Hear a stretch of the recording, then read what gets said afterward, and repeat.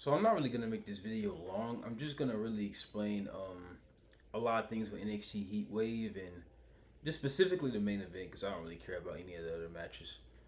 Um, so Javon Evans, as y'all know him, the young OG, the boy is bouncy, as y'all know. Um, the thing with him is that I'm kind of contemplating if he should be NXT champion or he shouldn't because remind y'all he's only 21 years old. And that's a pretty young age to be a champion.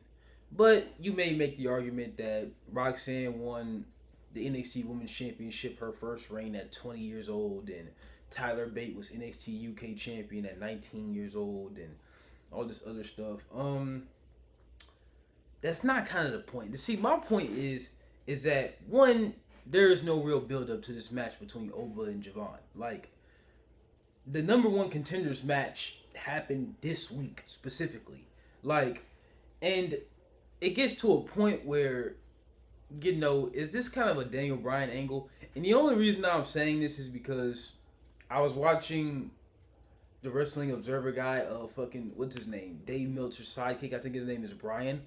And he was kind of saying that, Javon takes a beating this week and then takes a beating the very next week, takes a beating again, and then wins again next week. It's just like, it's just this pattern going on where they're trying to make him like this Daniel Bryan and, just making him this kid who just is so naive and gets beat up by more experienced people and just wants him to go through every single trial and tribulation that there is to like be at the top, where understandably so that's how certain people do get to the top. Like, certain people struggle even getting an opportunity to be a professional wrestler. But the thing with Javon is just like WWE was so in a rush to be in competition with AEW Forbidden Door, which is happening in London, by the way, as we speak. Like, the pay-per-view is happening right now. I don't know what match is up, nigga. I think it's Toni Storm versus Athena. But they were so in a rush to worry about what they had going on that they didn't build a proper storyline with Javon and Oba. And it's kind of pitiful, considering the time that I woke up, 0 hour for Forbidden Door started. Like, it's just so, it's pathetic. And it's sad for Javon, too, because, like, he does have the talent, and he is indeed bouncy. Like, he can fly like no other. He has potential. He's gotten cosigns from people like RVD, Randy Orton, The Undertaker, etc. Like, it's just like, he definitely has the potential to be a world champion. But as far as right now goes, I kind of don't see him like having world championship mentality. Now, I love Javon Evans. Let me say that. I love the guy.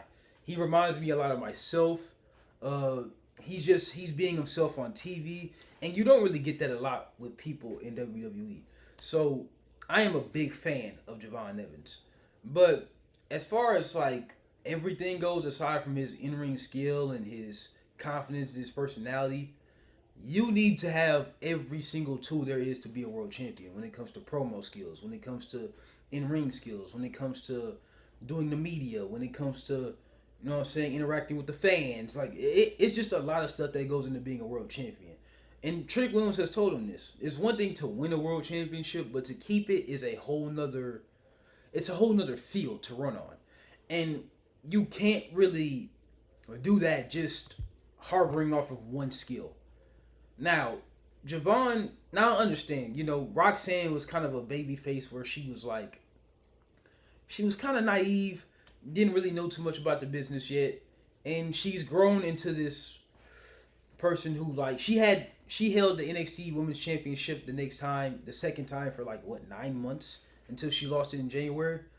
And she had that reign where she was making everybody come over to NXT. Like, Julia came over, Stephanie Valkyrie came over, Jordan Grace came over, and a lot of other people had signed and wanted a shot for the Women's Championship. And it was extraordinary, and I seen nothing like it. But the difference with Javon is that